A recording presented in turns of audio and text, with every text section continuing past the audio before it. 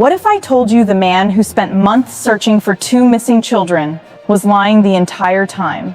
What if I told you he confessed to covering up what really happened to them, and that his secrets might finally reveal where Lily and Jack Sullivan truly are? This isn't just another missing children case. It's a story of betrayal, lies, and a truth that's been buried for far too long. And as we uncover these hidden truths, your support helps us continue telling the stories that matter. If you believe these children deserve justice, support this investigation by subscribing now. On the surface, Daniel Martell was a desperate man, a grieving father figure willing to search for Lily and Jack until the end of his days. But behind closed doors, he was a man weaving lies so precise that even the people closest to the case didn't see them at first. Daniel wasn't confused, he wasn't overwhelmed, he was orchestrating a narrative while two innocent children remained missing. Think about that for a moment. As volunteers combed through dense woods, as neighbors gave up their weekends to join search parties, as a community prayed for a miracle, Daniel stood in front of cameras, telling stories he knew were false. He directed the search into the forest, knowing full well that Lily and Jack had never walked into those trees. He read message after message from their grandmother, Belinda, as she begged for any sign, any scrap of information that could lead to her grandchildren. And he chose silence, not because he was too shattered to respond, not because he was too busy looking for them, but because silence was safer for him, safer for the lies he was protecting. And when the RCMP finally uncovered the truth, Daniel's carefully constructed mask began to crack. His confession was simple but devastating. "I still love Malia. I was trying to cover for her lie." Let that sink in. This wasn't the tragedy of a family blindsided by disaster. It was a deception, a deliberate cover-up, and the betrayal of two children who trusted the adults around them to keep them safe. And while Daniel and Malia were controlling the narrative, what was happening to Lily and Jack Sullivan? That's the question that keeps families awake at night. That's the question that haunts this case. May 1st, 2023. The day Lily and Jack Sullivan vanished. It began at 6:18 a.m. While the sun was barely breaking over the tree line, Malia picked up her phone and called the school, telling them Lily and Jack wouldn't be attending that day. Think about that. Before anyone in the neighborhood even poured their first cup of coffee, Malia had already decided her children wouldn't go to school. According to Daniel, he had no idea about this call until later, claiming he only found out by checking Malia's phone logs. But we now know from Daniel's own confession that this was a lie. Why does this matter? Because if Lily and Jack were simply missing children, if they had wandered off into the woods, why would Malia have already planned to keep them home that day? The truth is, this phone call wasn't routine, it was a signal. A piece of the puzzle revealing that the disappearance of Lily and Jack was not an accident. It was planned. By 9:40 a.m., Daniel and Malia claimed to notice that the children were missing.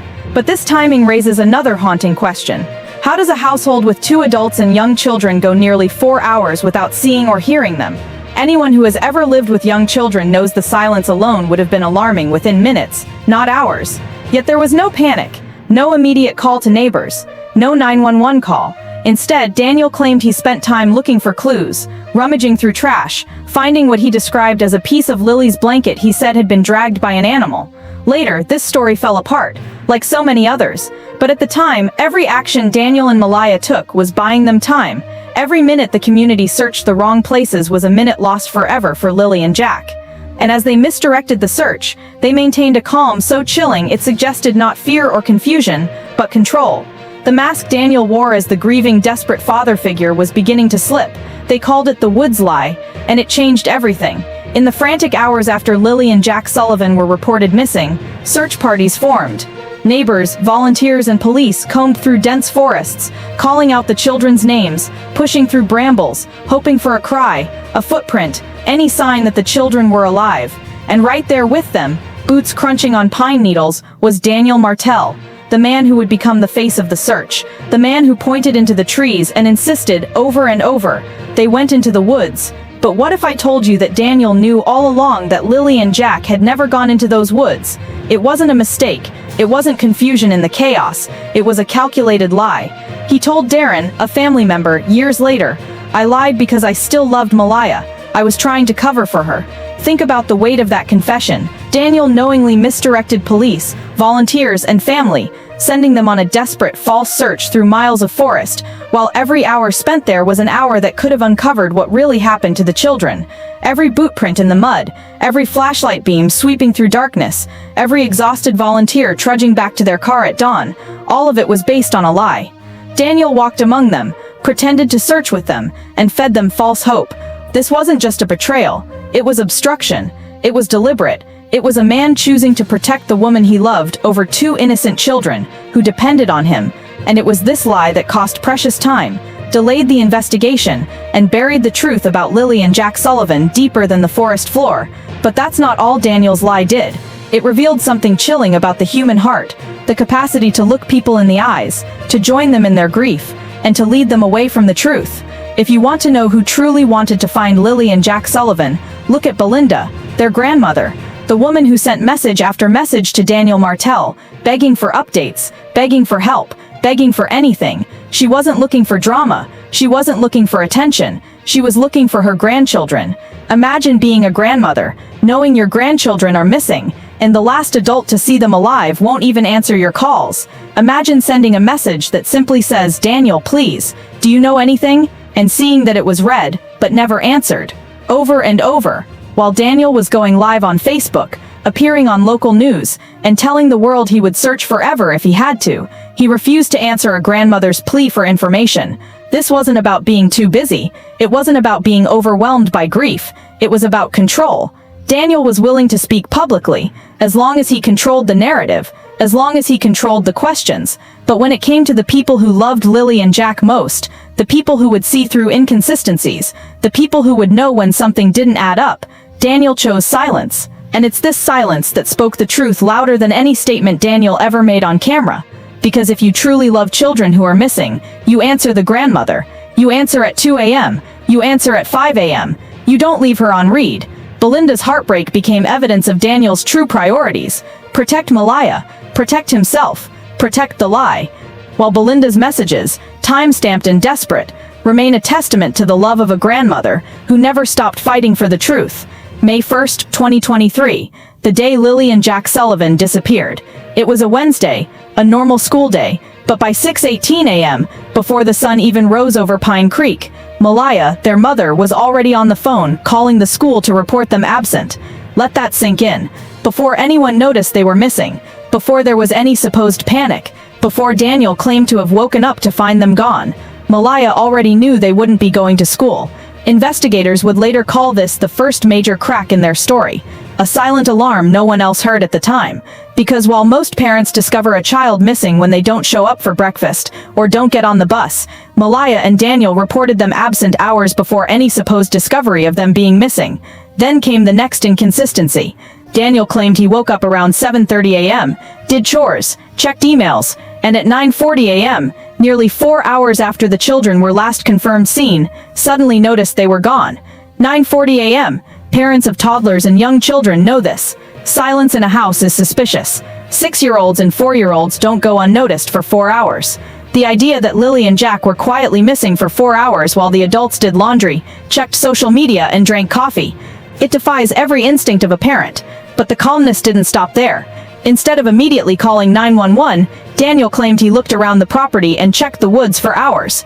Instead of running down the street yelling their names, instead of banging on neighbors' doors, instead of calling for help, they waited. It wouldn't be until May 2nd, nearly 20 hours later, that the 911 call would be made. 20 hours in which every second could have mattered. 20 hours that could have been used to find Lily and Jack, if they had truly been missing. Instead, there was calmness. There was waiting. There was silence. This timeline matters because it shows intention. It shows planning. It shows a lack of genuine panic. And when Daniel Martell finally confessed to lying, to protecting Malia, to sending searchers into the wrong direction on purpose, this calmness suddenly made sense. Because when you already know the children aren't coming home, there is no need to panic. Daniel Martell wasn't just lying with his words. He was lying with evidence. While the town was combing dense forests, draining ponds, and volunteers were tearing through blackberry thickets searching for Lily and Jack, Daniel was calmly planting stories and distractions. One of the most striking examples? The blanket. Daniel told family, friends, and even search volunteers that he found a torn piece of Lily's pink blanket in the trash, claiming it must have been dragged there by an animal. A bear, maybe, or a coyote. It was a breadcrumb to feed a narrative that Lily and Jack had wandered off into the woods, that they had gotten lost, that maybe nature had swallowed them up. Later, he would claim Malia's family found that same piece of blanket high in a tree, far from the house. How could it have gotten there? He asked with concern, seeding doubt, fear, and confusion. But there was no wildlife trail leading to that blanket. No claw marks, no hair, no blood, just a carefully placed piece of cloth, like a prop in a tragedy being staged for the community to grieve over. While search parties spent days hacking through forests in the wrong direction, while resources were drained in an ever-widening circle around the woods, Daniel knew the children weren't there. He knew they had never left the house. He knew because he had lied to protect Malia. And each step he took with volunteers, each interview he gave with that pleading look, each emotional outburst on camera, was another layer in his cover. A performance.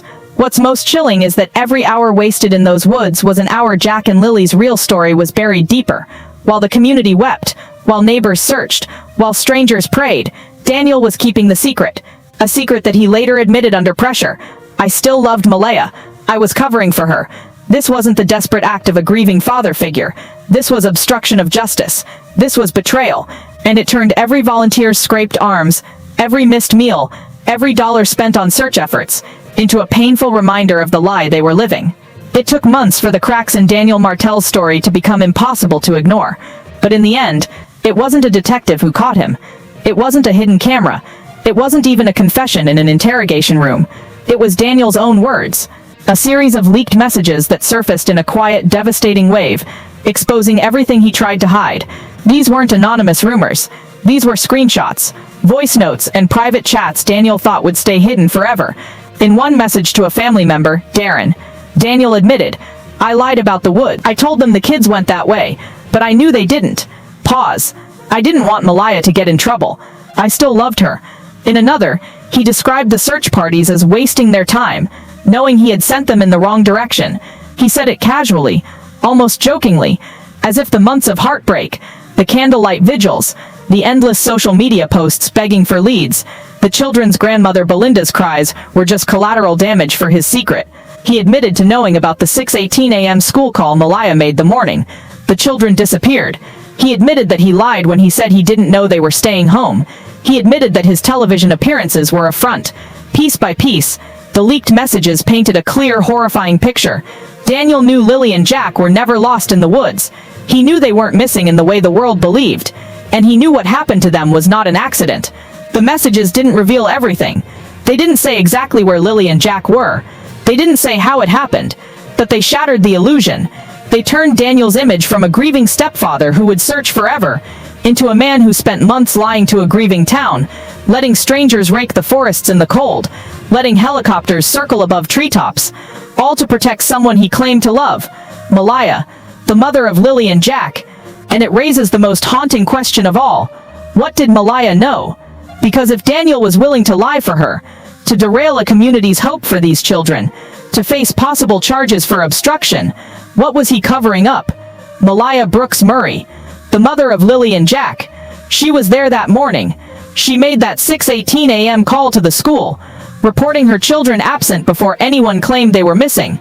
And while the world searched, while vigils were held, while forests were combed and helicopters circled, she stayed silent. She let Daniel become the face of the search. She let the community believe this was a tragic accident. But what did Malia know? Why did she call the school before sunrise if she believed her children would be safe at home? Why did she let her boyfriend lie about the woods, mislead search teams, and protect her at the cost of the truth? We've heard Daniel's confession. We've seen his lies crumble. Now it's time to ask Malia the hard questions. Where were you that morning, Malia? What really happened to Lily and Jack? Why did you let a town break itself searching for your children while you hid behind silence? If you are watching this, Malia, the world is waiting, and we will not stop until we know. Where are Lily and Jack Sullivan? Because your silence, Malia, is the loudest confession of all.